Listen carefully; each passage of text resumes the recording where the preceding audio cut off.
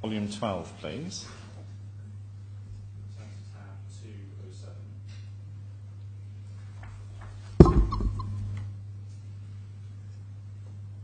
This is NBAD's letter to you dated 18 March 2015. And if you look at the last paragraph on this page, it's correct that this letter notified you that the end of Hill International's appointment as project manager was a breach of the restatement. That's correct, isn't it? It's written in the letter. What's written in the letter is correct. And then over the page, the second paragraph, so the last sentence of the second paragraph,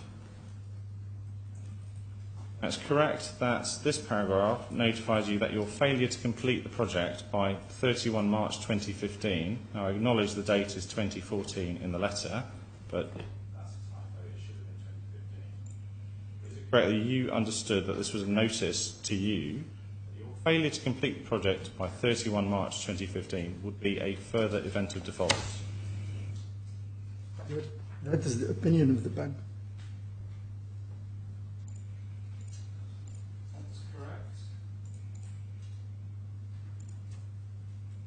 Understood that was the opinion of the bank at this time? I understand it's the opinion of the bank. You understood at the time that they regarded your failure to complete the project by 31 March 2015 would be treated as an event of default? That's their opinion. I understood that from the letter. You understood it from the letter at the time, last time? I'll ask the question. Yes. Thank you. Okay, and if we look at the second paragraph under the, so start with the upper hole punch, second paragraph down, you see NBAD is requesting a meeting within 5 business days with you and all relevant parties in order to put in place a comprehensive plan to put the development back on track. Correct. Under that, you see NBAD is warning you that it reserves the right to enforce all of its rights under the restatement, including by enforcing the mortgage. Do you see that? Correct.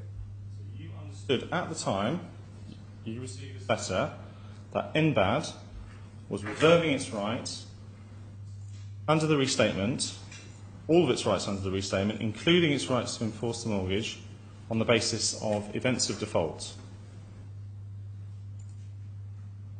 Correct.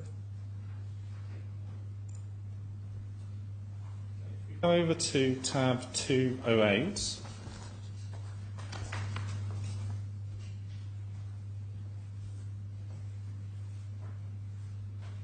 Hang on a minute, I apologise. Can we just stay on 207 for a moment?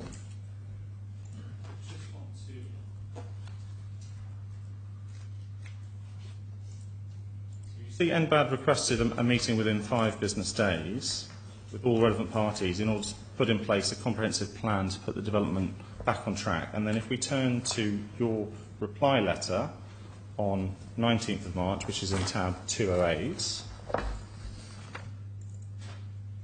you made clear in this letter that you would only be willing to meet with NBAD to discuss how best to get the project on track. So you were not willing to attend any meeting between NBAD and Intermas. I'm sure it says that, but where does it say it? Correct.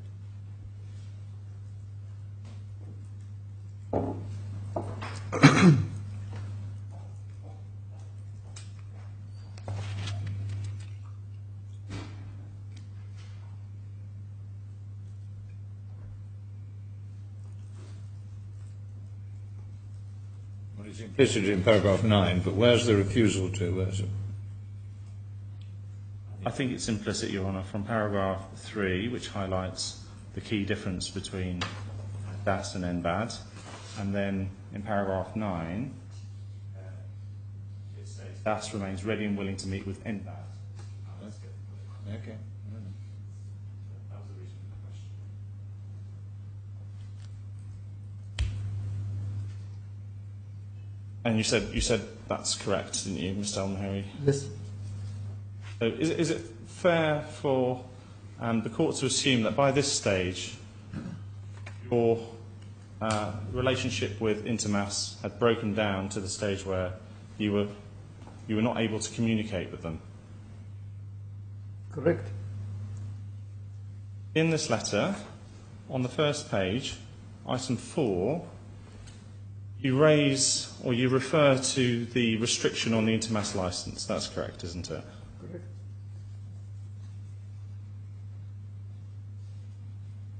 If we go to NBAD's reply to this letter on the 24th of March, which is in tab 212,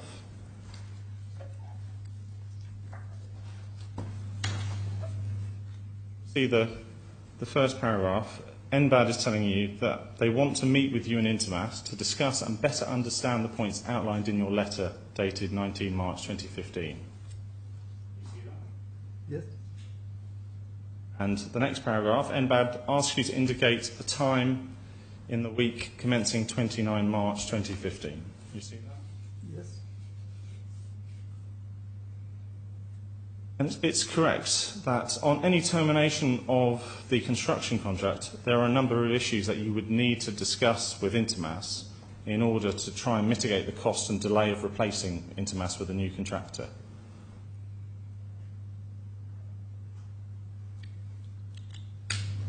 Your question? You would have understood at this time that if you are terminating the construction contract, there are a whole host of issues that you can't avoid discussing with Intermass in order to try and mitigate the cost and delay of replacing them with a new contractor. So one example would be subcontractor contracts. Another one would be subcontractor bonds that have been provided to Intermass. The first, I have to obtain the written approval of the bank and BAD to terminate, because it's in the loan agreement. I couldn't do it. So I was seeking basically the approval of the bank to terminate the contract of Intermass. That was never given. My question was a slightly different one. It was, at this stage, you understood it was inevitable that you would have to have a meeting, or you would have to have discussions with Intermass in respect of termination of their construction contract in order to discuss a wide range of issues.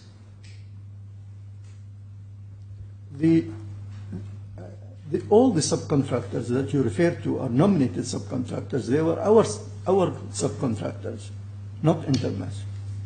They were nominated subcontractors. But they've entered into contracts with Intermass and they've Yes. provided bonds to Intermass. Yes, correct. So with a replacement contractor, you're going to have to engage in some sort of transfer of those contracts and bonds from Intermass to the replacement contractor. Is that correct? Correct.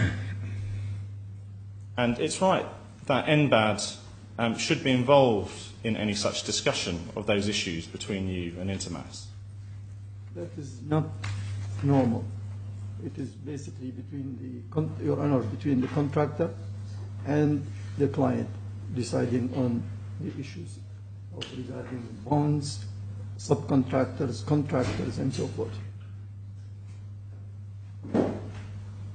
So you don't accept that NBAD had any place in those discussions between Correct. you and Intermass? Correct.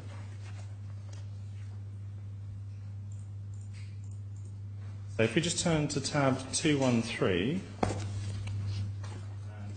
in this letter, you're again making clear to NBAD that you refuse to attend any meeting between NBAD and Intermass to discuss the points outlined in your letter, dated 19 March.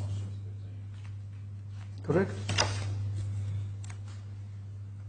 If I can ask you to turn to tab 219, same bundle.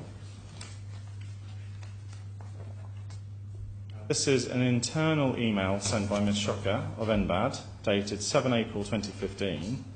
You see the first paragraph of that email records that you had spoken to her the previous Sunday evening, so 5 April 2015, and that you had advised that the action plan, inclusive of a revised work programme, is under finalisation and will be provided shortly, and Ms. Shocker adds the note, albeit you refrained from providing a firm target date. Do you accept that you told Ms. Shocker on 5th April 2015 that you were working on an action plan and that it would be provided shortly? We started the process of working on a plan by I believe, February, Your Honor. And the Intermas was still on the site, and basically any new contractor would come in there, would need a total assessment of this. So the plan was not a straightforward plan.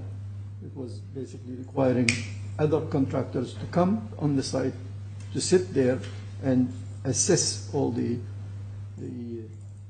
work to be done. Okay. So I did say to her, yes. So you did tell her that you were working on an action plan, Correct. and that it would be provided shortly.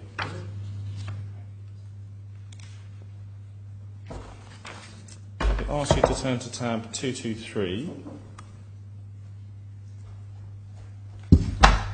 This is an NBAD letter dated 22 April 2015. If you turn over the page, it's signed by Mr. Thursby, the Chief Executive Officer of NBAD at the time, and Mr. Abdul Haq, the Group General Counsel.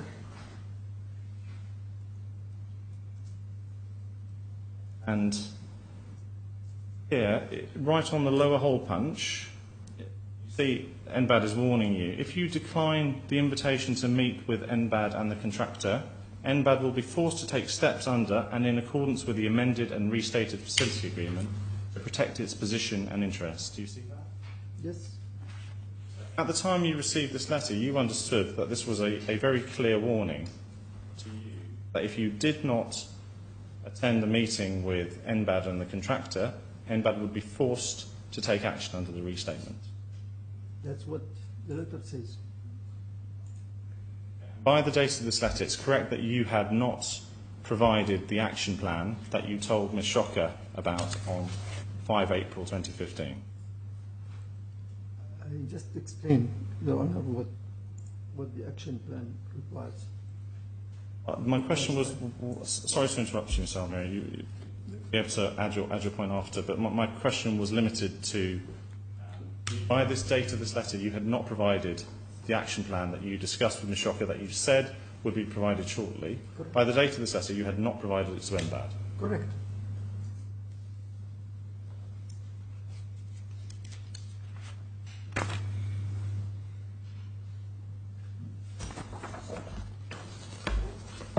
Okay, if I can ask you to turn to tab 225. This is your letter dated 26 April 2015, which in the second paragraph, you are asking NBAD to identify the precise circumstances upon which the bank relies to allege a breach and the term or terms said to have been breached. Say, I can then address the specific issue in question, if indeed there is one. Do you see that? Correct. NBAD responded to that letter by its letter dated 30 of April, which is in tab 227. So if we go there. And as you challenged them to do, NBAD in this letter identify non-exhaustive examples of current defaults, including your failure to satisfy a number of conditions subsequent and your failure to procure completion of the project by 31 March 2015. Do you see that? That's the... Correct.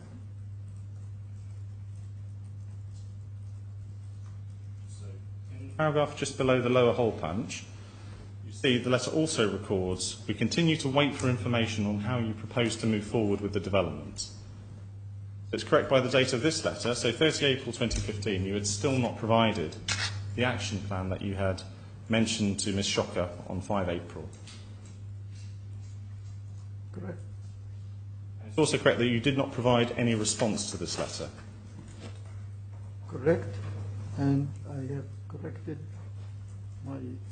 in my witness statement that I left on the 1st, came back on the 2nd, Your Honor, and then I left on the 7th. I did not see this letter. Let's be clear about the chronology there, and thank you very much for making that correction. But it's correct that you were in the UAE on the 30th of April, 2015. 30th of April. April is Thursday, and NBAD always sends their letters on Thursdays. So, yes, I was there. And it's correct that you were also in the UAE between the 2nd and 7th of May 2015? 2nd to the 6th. 2nd to the 6th, thank you. Then you're in the US for a holiday, and then you returned to the UAE on 16 May 2015. Is that correct? Correct. Okay. But I wasn't on holiday.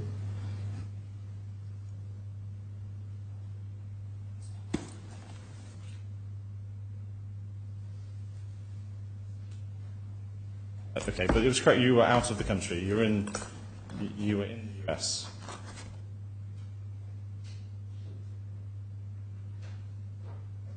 Is that correct? Correct. Go to, volume 13 now. We'll move on.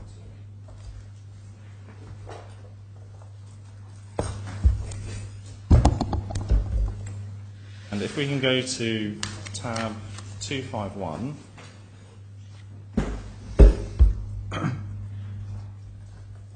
This is NBAD's notice of demand dated 21 May 2015. You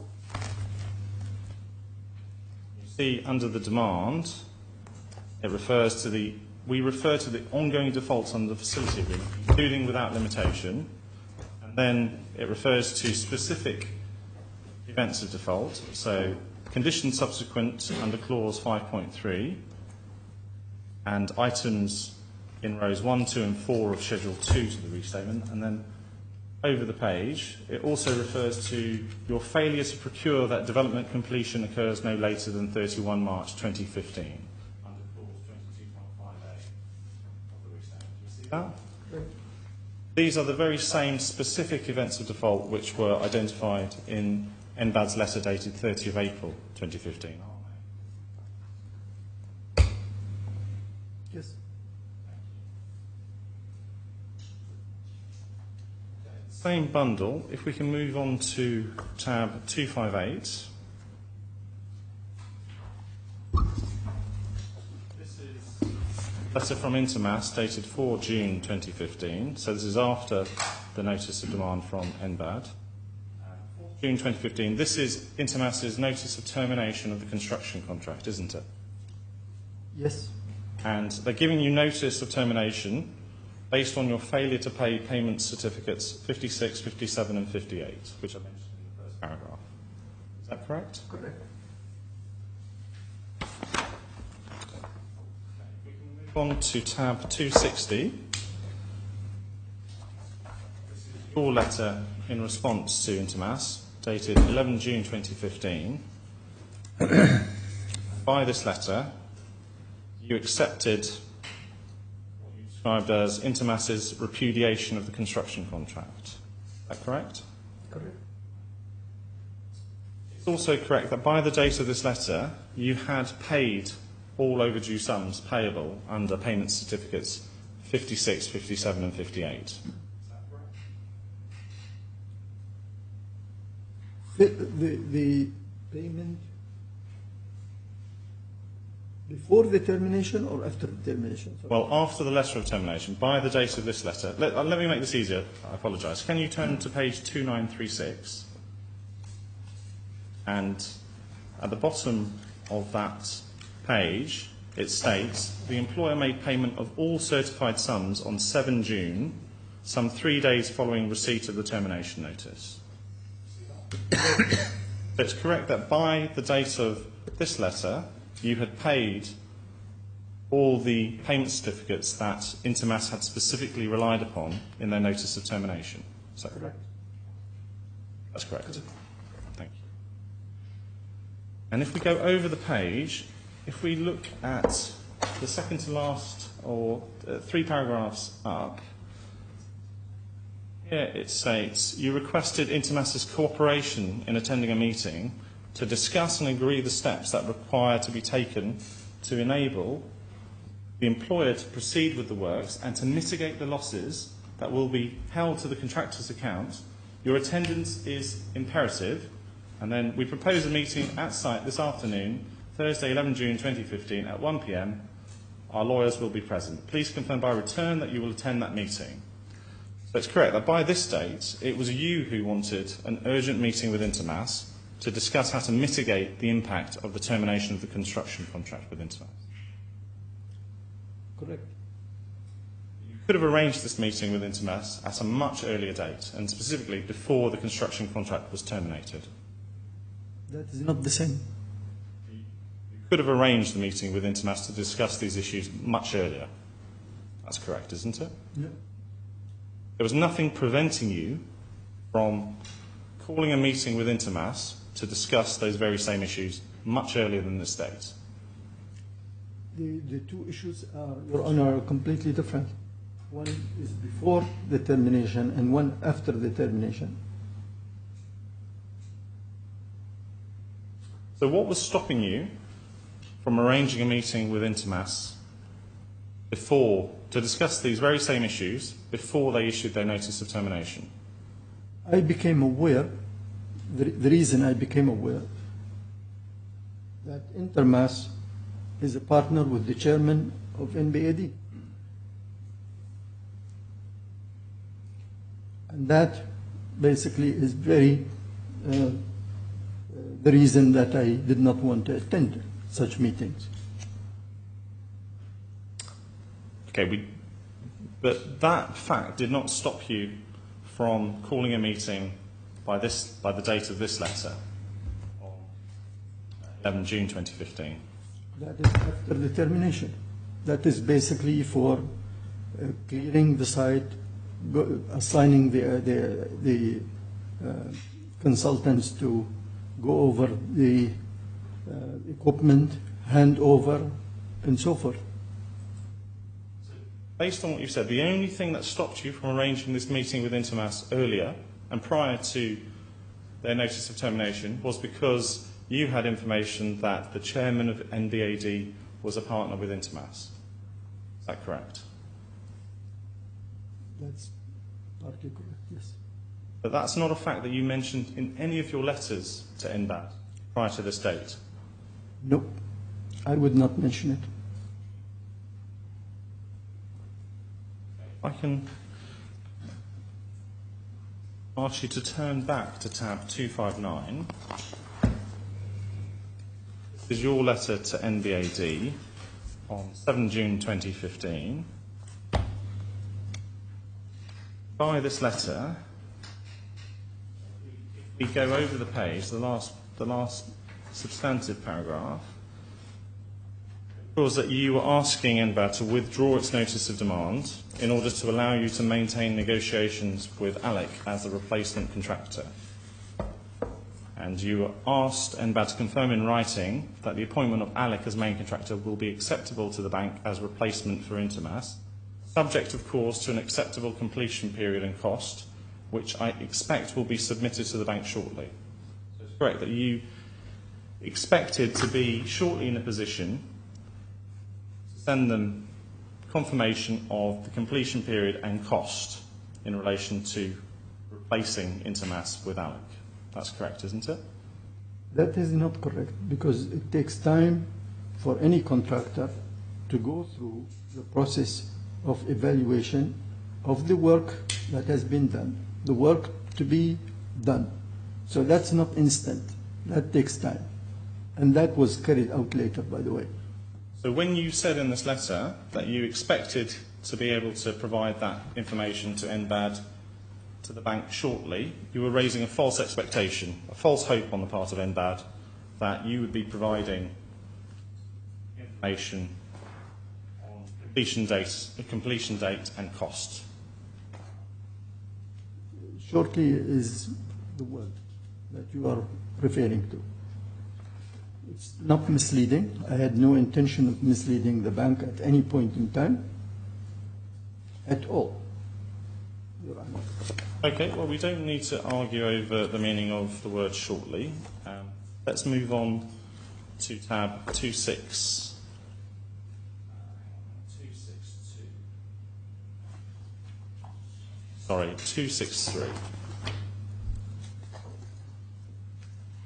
This is NBAD's letter to you dated 17th of June 2015, in response to your letter of 7th June 2015, and in this letter, NBAD is giving you a list of items that you need to address in order for NBAD to consider your request. So the request that you made in your letter dated 7 June 2015. And in this letter, NBAD included in Appendix A a list of outstanding items that are required to be finalised to put the project back on track and avert any further delays. And in the last paragraph here, NBAD said,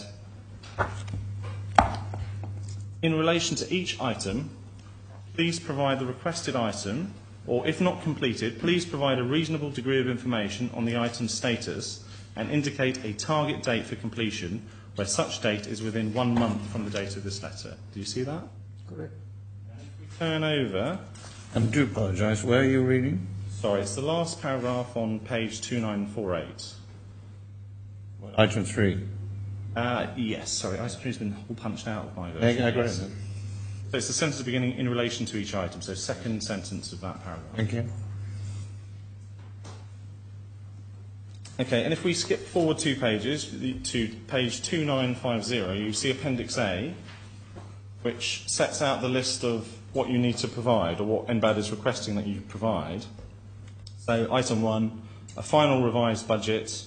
Item 2, a revised master programme. Over the page.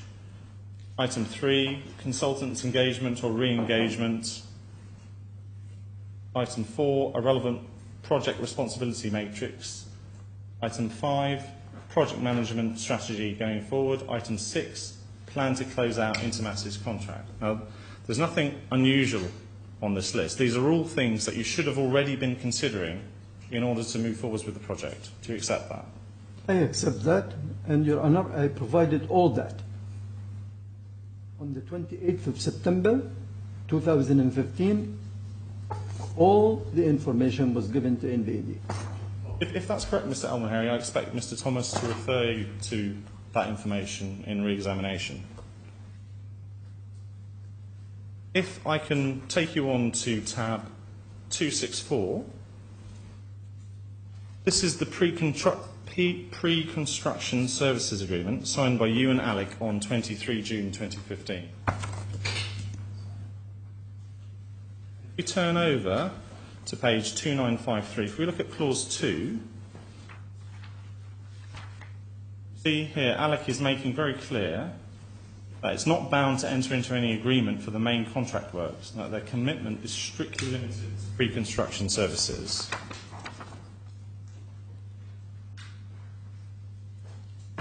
So it's correct that as a result of this agreement, Alec were not committed to becoming the replacement contractor for Intermass.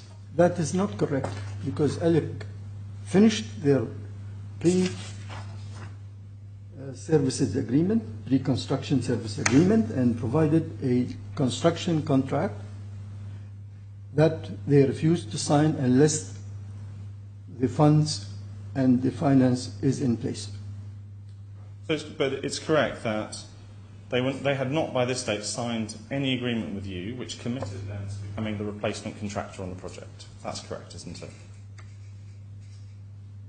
By this date, in June, no.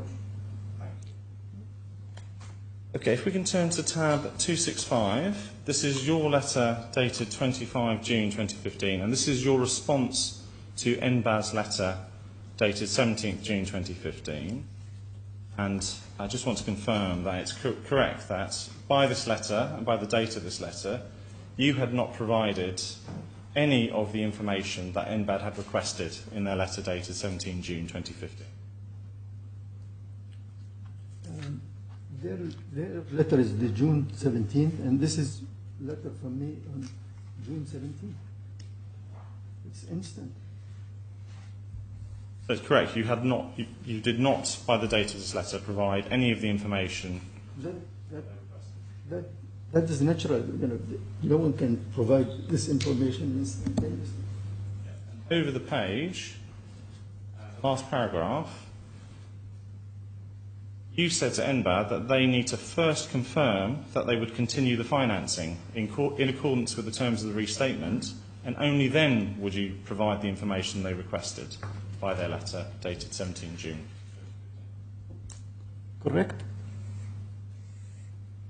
And it's correct that following the date of this letter, on 30 June 2015, the engineers' engagement on the project ended. Arif and Bintok, they left the project after 30 June 2015. They elected to leave the project and we replaced them with DSA.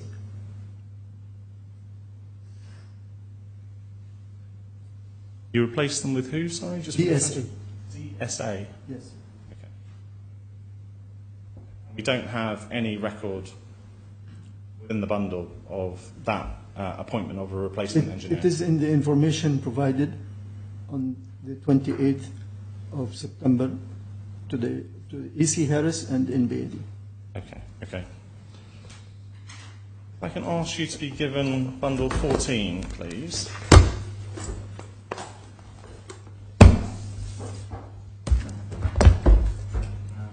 We can go to tab 279, please.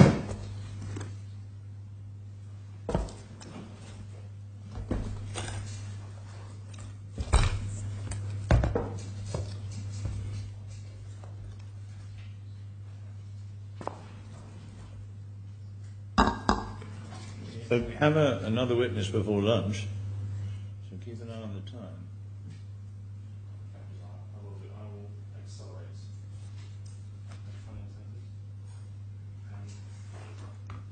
This is the development budget review of EC Harris, dating from October 2015, issued on 26 October 2015. And I'd just like you to turn to section 2.1, which is on page 3052. And this is the table, so it's the figures at the bottom of the table, total anticipated development budget. And it records in the far right column that your cost estimate for completion of the project by this date has risen from 665.4 million to now 806.9 million. So a total increase of over 140 million from the previous budget that you'd prepared. Is that correct? Correct. This figure of 806.9 million is obviously well above the loan sum under the restatement. Correct. It's correct that EC Harris are estimating in this document that the estimated completion cost is going to be even higher, so 831 million. That is their opinion, okay, and it is a variation, okay, from the numbers. That's. Yeah. And those figures exclude any cost associated with Intermass's claim for extensions of time. Correct. Okay, if I can ask you to turn over to tab 280. This is Alex's letter to you dated 25 November 2015. This confirms what you'd mentioned previously. In paragraph 2 it says, Alex stated that they would only commence with construction works after all financing requirements were in place. Correct. Okay, going to tab 283. This is a note of a meeting between you and NBAD. Forgive me for interrupting. We're reading a whole sequence of letters, which I suppose I could read for myself. Can I just understand what issue we're on here? This is the deterioration of the project post the notice of demand. Is there an issue about that? Well, it's tying up what Mr. Al-Mahiri was warned about with what actually happened post the notice of demand. Yes, okay. Again, So the issue would be... not quite sure to what extent that is controversial, but if it is, I understand why you need to develop it. It goes to the reasonableness of NBAD's opinion as at the date of the notice of demand. Relevant to material Again, if adverse that be relevant, well, as to whether this is simply on the question of bona fides, is it? Or is it on some other issue? Whether subsequent events after the notice of demand vindicated or validated. Yeah, but if there's a breach which entitles them to terminate, it doesn't really matter whether their perspective view is correct or not. So, anyway, sorry, I don't want to waste your time. I just want to make sure why we were reading these letters, and you tell me. Thank you. Okay, so this is a note of your meeting with NBAD on, it says, the 10th of December 2015. Now, is it correct that you prepared the note of this meeting? Correct. If we go over the page to page 3168, here, so I think it's the third paragraph, second to last sentence, it records that Mr. Yazbek told you that you must inject 150 million into the project to avoid classification of your account. Correct. Correct. And as this So is where are you reading? I do apologise. Page 3168. Oh, 8. That's what's gone wrong. Yeah. It's the paragraph on the upper hole punch, the second to last sentence. DAS must inject AED 150 million equity or mezzanine funds. Thank you.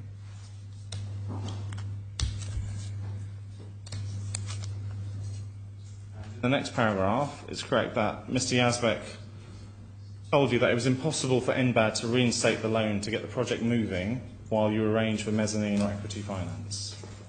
Correct. Over the page at the top, board, and no doubt you accept the minutes is accurate, and Mr. Yazbek said that NBAD would assure an investor that funding was in place if you could find an investor to put in 150 million. Correct. It's correct that you were not able to put in the additional funds that were needed in order to cover the shortfall in financing that was now required to complete the project. I did not understand what did you say on the second word? Sorry, you were not in a position to put in any additional funds in order to cover the shortfall by the state. Correct. You also told NBAD at this meeting that you were not in a position to mortgage any other assets to inject funds because whatever you had was stolen from you. Correct. Lost everything. Tab 284. This is your letter to Mr. Yazbek of NBAD, dated 20 December 2015. It's correct for us to understand from this letter that by this date you are asking NBAD to provide you with a further loan of 150 million. Correct. Okay.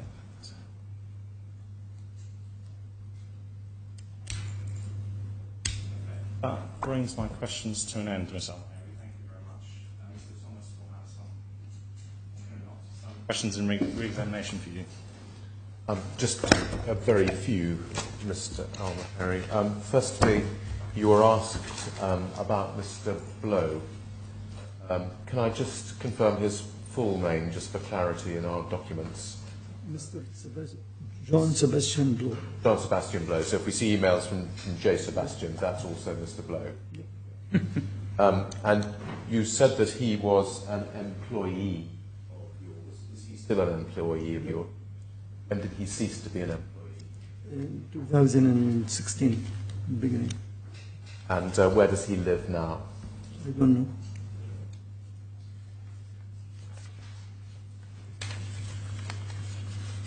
And then you were asked some questions about a document in Bundle 7, page 70, tab 74.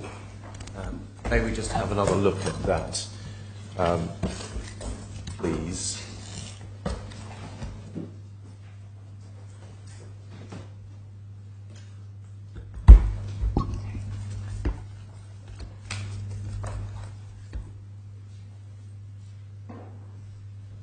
Was the E.C. Harris report, do you remember,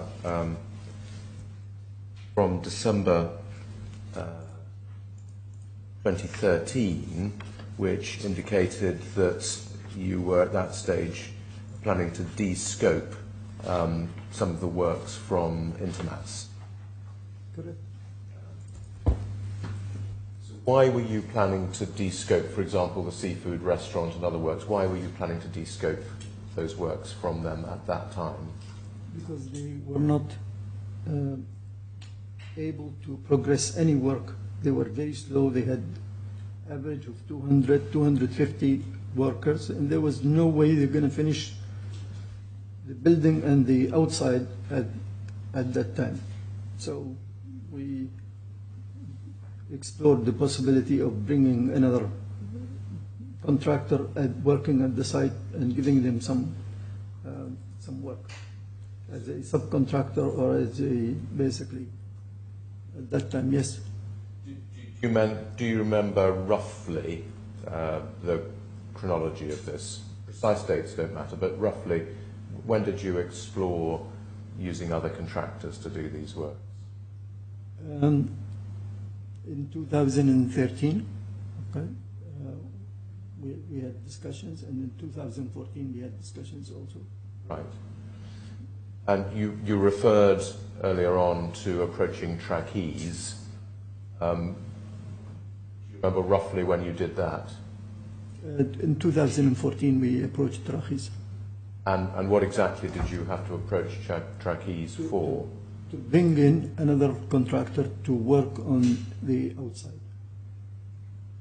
And so what happened? Did you have to make an application to trackies? No, we had discussions. We had meetings with them, and the trackies said no. There is no precedent to have two contractors working on the site, and it is impossible. Do you remember roughly when that was? The recollection is in 2014. In 2014, do you remember It is roughly what part of the year? I think it's after the reinstatement. Right. But I have it on the computer. I can basically dig it and give it to you. So after the restatement of the funds from the bank, so after June. So trackies said no to other contractors. So then what did you do about these works, such as the swimming pool and the seafood restaurant? That remained with Intermas. They had no choice but to basically reinstate that in the scope of Intermas. That the contract allowed the consultant, Arif, to put it back in the with Intermas. And then in the second half of 2014, then when the works were put back to Intermas, then what happened in relation to those works? Nothing took place. They submitted the application for the seafood restaurant, that was rejected by traffic. And what about the swimming pool? What happened about that? That was not submitted because Taraqis made it very clear that they basically will not approve.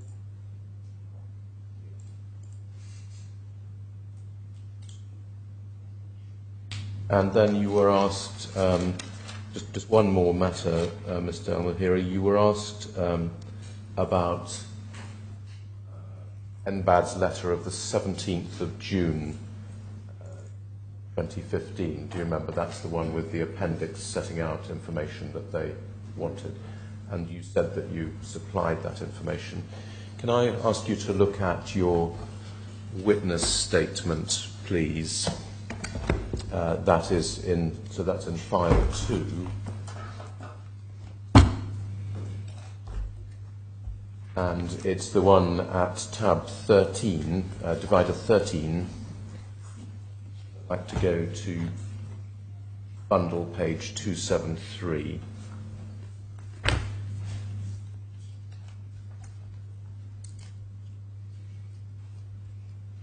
And can we see paragraph 136 of your evidence? In October 2015, EC Harris and NBAD met with all the project team, Alec, the appointed consultants, subcontractors and the like, in order to collate the relevant documentation requested by NBAD in its letter of 17th of June 2015. Harris prepared a report dated 26th of October 2015. Is that your evidence in relation to the supply of documentation following the letter of the 17th of June? Yes, it was actually submitted through the correspondence to E.C. Harris and Inbad Alia Abu Shoka on the 28th or the 29th of September. And I want to clear you on one thing. The amount of material that was supplied or requested and supplied was enormous. It required a lot of man-hour, it required a lot of professionals to go through it. It required the input of the contractor, the consultants, the budget, the costs. It was not something that could be produced instantaneously.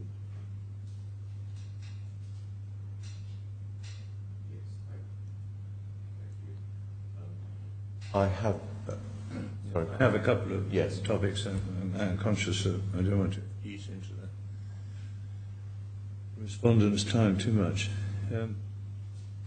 When you went to see the bank in this early part of 2015, sorry, and we looked at what you say is an inaccurate memorandum of what you said, you were, as I understand it, under the impression that Intermas had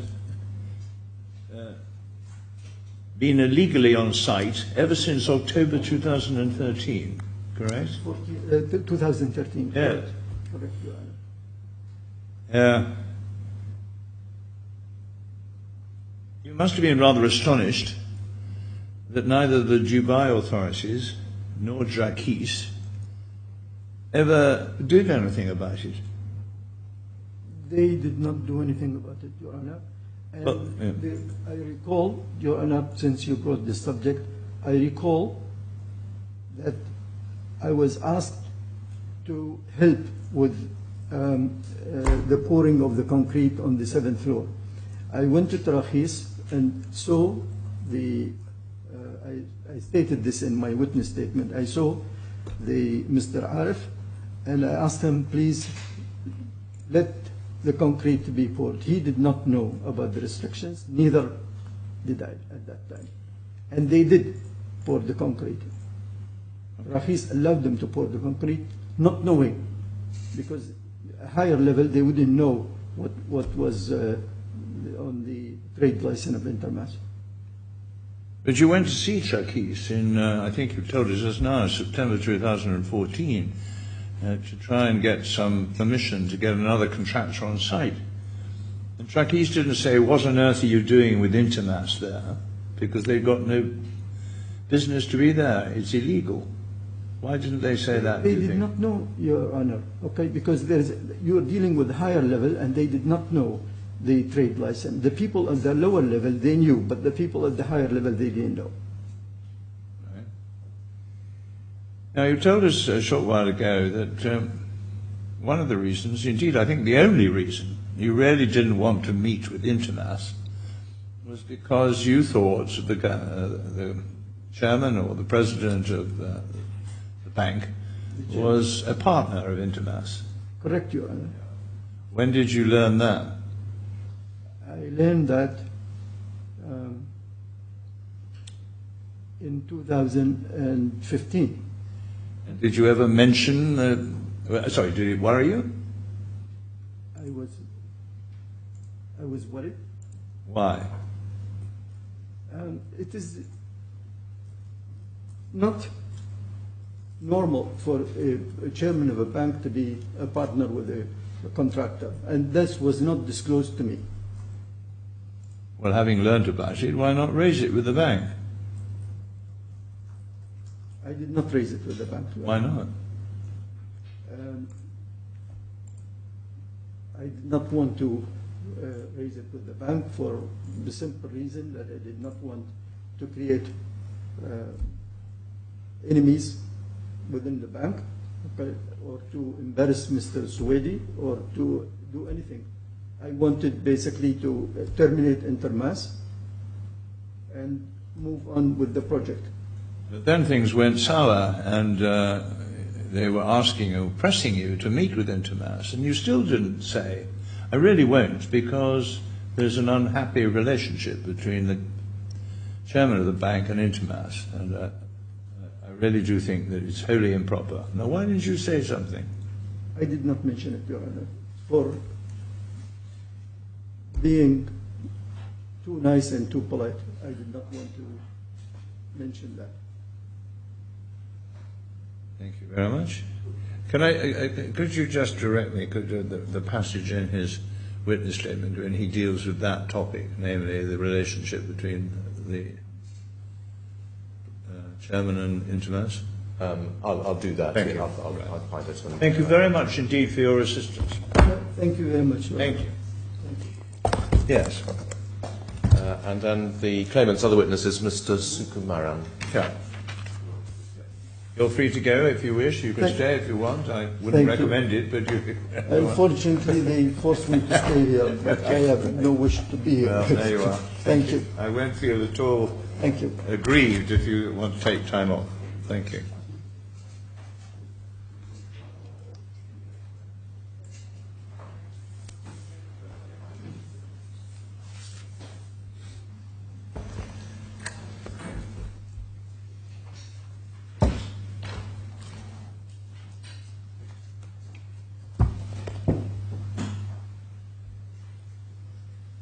Please remain standing. State your name and your address for the court. My name is Sunil Sukumaran. I live in Street 31C, Villa 31, Al Menard. Please place your hand on the Bible and hold this up. I swear by Almighty God that the evidence that I'm about to give is the truth, the whole truth, and nothing but the truth. Please direct your answers towards the judge. Yeah, I'm not- Hello, Mr. Sumagan. Do sit down, please. If you have any difficulty with your language, please say something. Don't try and guess what people are saying. And just keep your voice up if you would. Sure. Thank you. Thank you. Mr. Sukumaran, thank you very much for coming. I just want to confirm your statements with you. So if I could ask for you to be shown file 2, tab 14, please.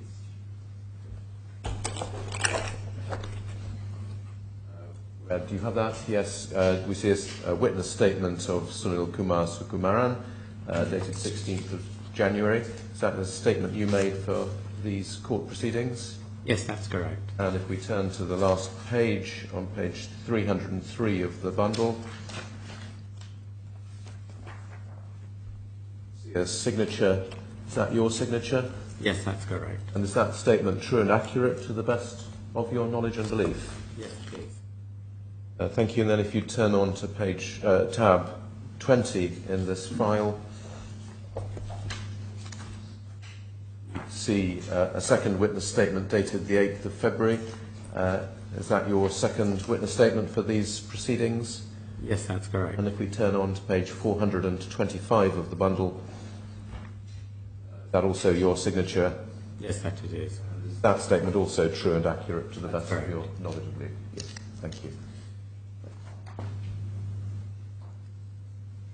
Mr. Secretary, my name's Mr. Mannering Taylor, and along with Mr. Francis, I represent NBAD in these proceedings. And I wonder if you can be given bundle 2, tab 14, which is your first witness statement. And I wonder if you could turn to page 302.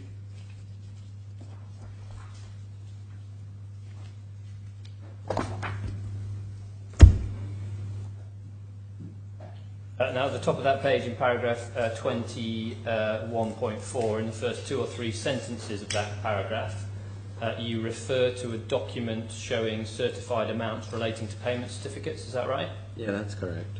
And you refer specifically to payment certificates 47 to 52. That's correct. And they relate to the period April 2014 to September 2014. That's correct. That's correct. And if we turn on in the same bundle to page 307, we can see the document itself. Is that right? Yeah, that's correct. Did you prepare this document? Yes, we prepared, yes. When you say we, who's we? Or HQS, basically. So you prepared it with other people? Yes. the people who worked on the project. I had 4 QSs working on the project. And you prepared it when you prepared this witness statement? No, basically, as we progress the project, we keep a track of all the payment certificates certified and the amounts paid. So what's the date of this document? When was it created?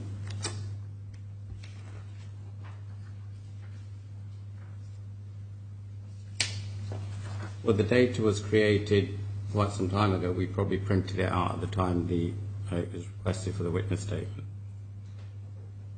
On page 308, towards the bottom there, we can see certificates 47 to 52. Yeah. And they're the ones referred to in paragraph 21.4 of your witness statement that we've just looked at. Is that right? That's correct. Only 4 of these 6 were the subject of utilisation requests prior to the date of the restatement agreement. Is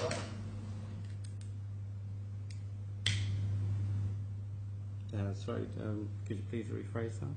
There were 6 certificates listed there, Yes. 47 to 52. Yeah. Yes. Now, only 4 of these were the subject of utilisation requests prior to the restatement agreement. Agree with that?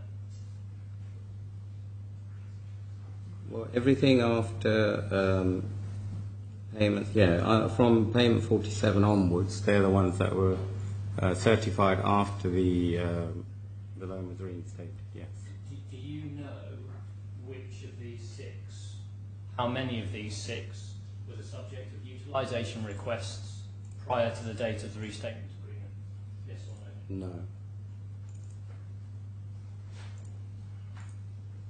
No. Can I ask you to be given bundle 9?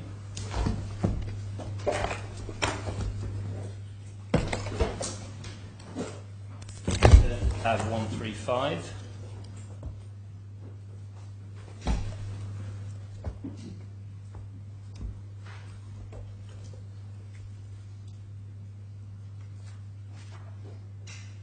Now, the first page of this document is an internal NBAD loan dispersal request memo.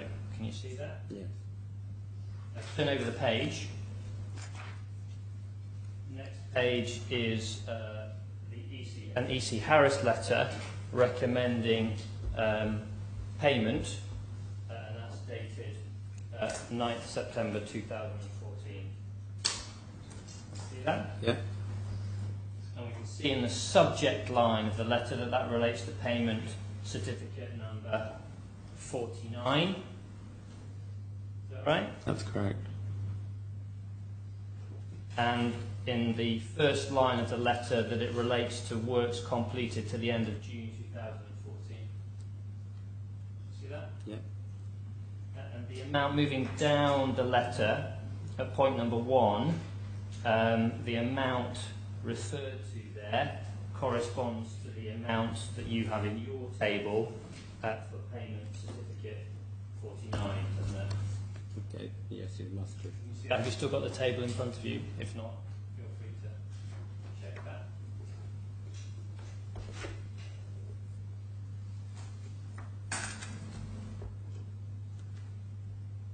Yes, that's correct. And the final paragraph on that first page of that EC Harris letter, there's a reference to Intermas having provided the original of an amendment to the retention guarantee. Can you see that? Yeah, that's correct. And if we turn on to page 1840, we can see the utilisation request sent by DAS to NBAD, and that's dated 12 August 2014. That's correct. And at point number 3, you'll see a reference to an attached certificate that's being prepared by the borrower. Yeah. See that? And at point number 4, under the table, a reference to the progress payment certificate and or other supporting documents signed and approved by the consultant. That's correct. Yeah. Turn over the page. The next document is the certificate prepared by the borrower that we've just seen a reference to. Yeah. Right? Yeah, that's correct. And the next page is payment certificate number 49, signed by the consultant that we also saw referred to in the utilisation request. Yeah, that's correct. And HQS, ARIF and Hill International have all signed off on that down at the bottom. Correct? Yeah, that's correct. Now in the top left of that document, it's difficult to see, but I think you'll be able to see that it's referable to work done up to 30 June 2014. Yeah, that's correct. Now just turning on, next page. Next two pages are the documents relating to the retention guarantee. Do you remember they were referred to in the EC Harris letter? Yeah. And then turning on the page again, another recommendation letter from EC Harris relating to amounts that are due to other parties. This doesn't deal with payments to Intermas, but to other parties on the project. Is that correct? Yeah, that's correct. And behind that, you then have various invoices and related documents, such as copies of receipts and the utilisation requests relating to those invoices. That's correct. Now, these are the documents that NBAD reviewed in connection with this utilisation request, aren't they? Yes, that's correct. Pausing there for a moment, NBAD is looking at all of these documents when they're dispersing money under the loan, aren't they? Not just the documents relating to Intermas. I would assume they would be looking at all of the documents, yes. Because our remit up to that point was we would certify Intermas's payment certificates and they would go to DAS Real Estate. Thereafter, the process, we were not aware at that particular point in time. Now, turn back to page 1842.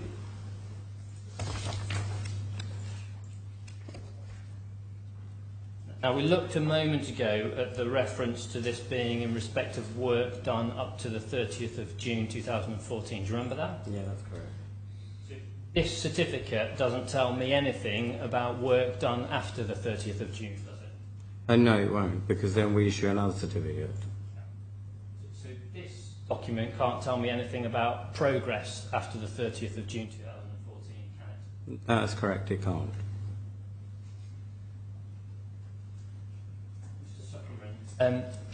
The overall development budget for this project was not within your original scope of work, was it? That's correct. But you became involved in that? Yes, we did in September, October 2014, if I remember correctly. And you provided budgets in October and November 2014? That's correct. And in January 2015? Yes, that's correct.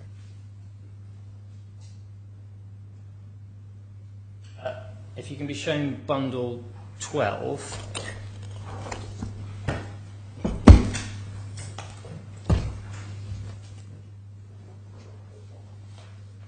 Tab 205.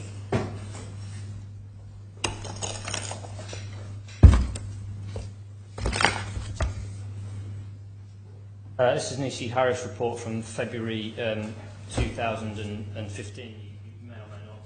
At the time, but that doesn't matter. If you turn on to page 2617 in that document, this is Appendix A to the document. Appendix A starts at 2616, but the document we want to look at is 2617.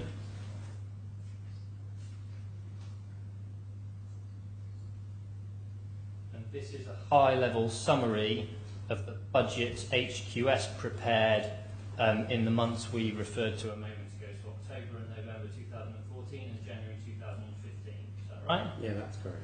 Yeah. And if you look at that table, the numbers in the individual line items move around a bit, but the overall budget remains the same throughout. So if you look at the column at the bottom, costs to completion, you can see that the overall budget at each point in time, and each of your budgets remains the same. You see that? Yeah, I do. Is that right? That's correct. Now, you had meetings and discussions with EC Harris about the budget, Yes, I did. and is it fair to say that by early 2015, EC Harris didn't think the budget was realistic? That would be fair, yes. Because there were a number of items that was not included in here, which they wanted included. And they thought there was significant risks to the budget. Is that fair to say? Well, the risks they thought were more aligned with the allowance for the EOT and the contingency. And one of the other concerns that they had related to the impact that any termination of Intermass's contract would have on the budget. Do you remember that? Yes, I do remember that. And by the beginning of 2015, Mr. Al-Mahari was considering terminating Intermass?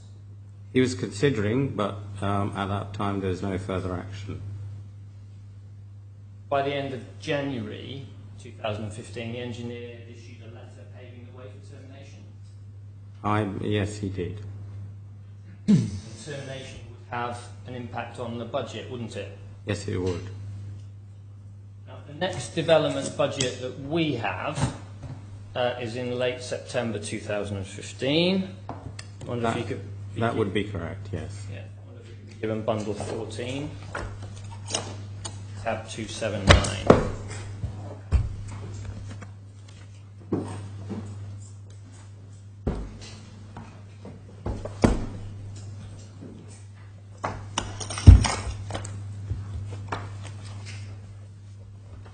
And this is EC Harris's development budget review, dated October 2015.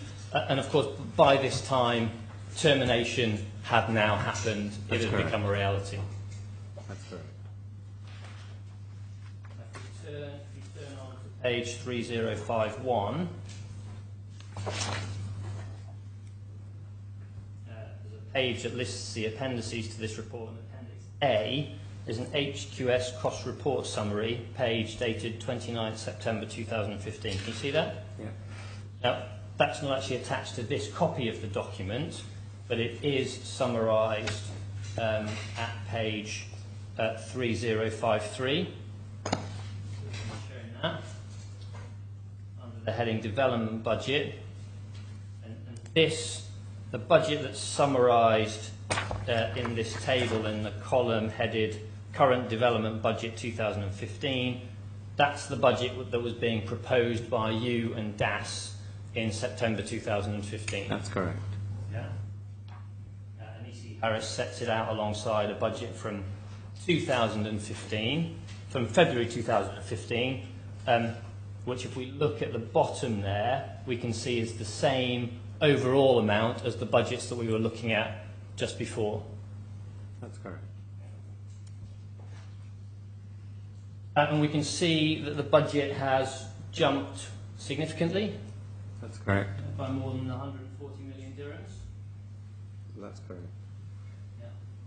And on the previous page, 3052, we can see Harris's estimate alongside your estimate, and they're estimating a total anticipated development budget of more than 830 million dirhams. That's correct. We had primary differences. One of the differences in our budget, we hadn't allowed for the bank interest to be included. That was something the client said will be dealt with separately. And there was a difference in the FF&E costs. Thank you, Mr. Sukamran. I have no further questions. There's no re-examination. Thank you very much for your help. Thank you, Your Honour. Well done. End of schedule. Well, we can either start a new witness or we can take an early break. Which do people want? Probably sensible to have the break now. Okay, well, we'll resume at 1:45. Okay. All rise.